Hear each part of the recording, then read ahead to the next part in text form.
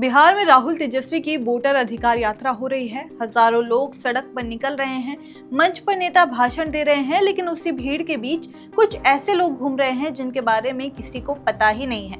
ये ना तो बड़े पोस्टर पर हैं, ना ही कैमरे पर दिखते हैं, लेकिन असल में राहुल गांधी की वोटर अधिकार यात्रा का सबसे अहम हिस्सा है।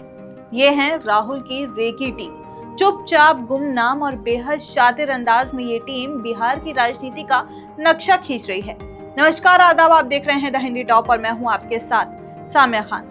राहुल गांधी की यात्रा के पहले चरण में इस टीम का काम एकदम गुपचुप रहा, किसी को भनक तक नहीं लगी। ये लोग जनता में भी घुलते मिलते रहे, कार्यकर्ताओं से भी हाथ मिलाते रहे, लेकिन इनकी नजर असल में थी कांग्रेस के जमीनी ढांचे पर। कौन सा नेता कितनी मेहनत कर रहा है, किस कार्यकर्ता की पकड़ कितनी मजबूत है, कौन सिर्फ दिखावा कर रहा है और कौन वाकई जनता तक पहुंच बना रहा है, ये सब बारीकी से दर्ज होता रहा। दूसरे चरण में धीरे धीरे लोगों को शक होने लगा।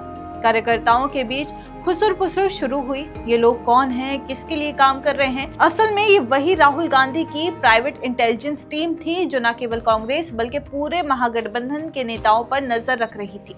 यात्रा का तीसरा चरण आया तो अब ये बात लगभग साफ हो गई कि कुछ लोग राहुल गांधी के लिए खास रिपोर्ट तैयार कर रहे हैं। खबरें कानों कान फैलने लगी। कांग्रेस के छोटे कार्यकर्ता से लेकर बड़े नेता तक ये समझ आया कि अब दिल्ली तक सारी रिपोर्ट जाएगी और जो फेल होगा उसे लाइन में पीछे कर दिया जाएगा। इस टीम का सबसे बड़ा हथियार है गुमनामी। ये लोग किसी को अपना पूरा परिचय नहीं देते। स्थानीय नेताओं को लगता है कि सामने वाला कोई शोध करता है, कोई पत्रकार है या कोई दिल्ली से आया कार्यकर्ता है। असल में ये टीम हर बातचीत को, हर चेहरे को और हर घटना को रिकॉर्ड करके तुरंत दिल्ली तक पहुंचा देती है।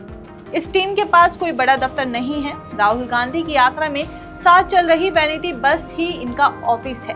वहीं लैपटॉप है, वहीं इंटरनेट है, वहीं डेटा की एंट्री हो रही है। यात्रा खत्म होने के बाद ये सारी सूचनाएं पावर पॉइंट प्रेजेंटेशन के रूप में राहुल गांधी के सामने रखी जाएंगी और इस रिपोर्ट पर तय होगा कि बिहार कांग्रेस का भविष्य कैसे होगा।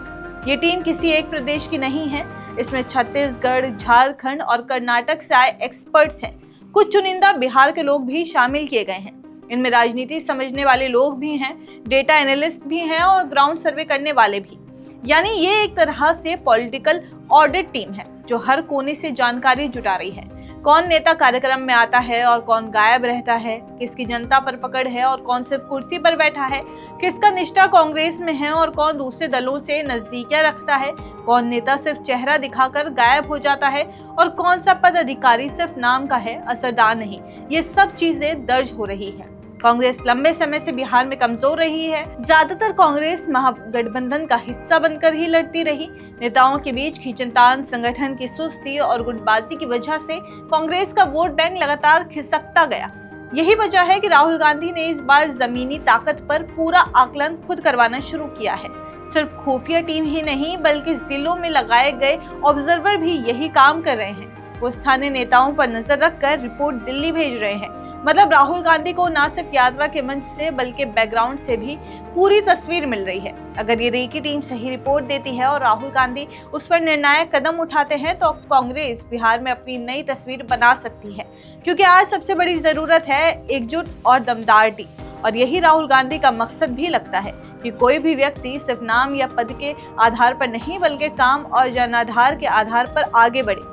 तो बिहार की सियासत में इन दिनों जो सबसे चुपचाप लेकिन सबसे बड़ा खेल चल रहा है वो है राहुल गांधी की रेकी टीम का काम। नेताओं को शायद मंच पर ताली मिल रही है, लेकिन असली परीक्षा पीछे से हो रही है। राहुल गांधी की रणनीति साफ है। जिनके पास जनता की ताकत है वही कांग्रेस का भविष्य तय करेंगे। आपकी इस पे क्या राय है, हमें कॉमेंट्स करके जरूर बताइए और ऐसे ही और जानकारी के लिए आप हमारे चैनल द हिंदी टॉप को सब्सक्राइब कर लें। इसके अलावा आप हमें एक्स, फेसबुक और इंस्टाग्राम पर भी फॉलो कर सकते हैं।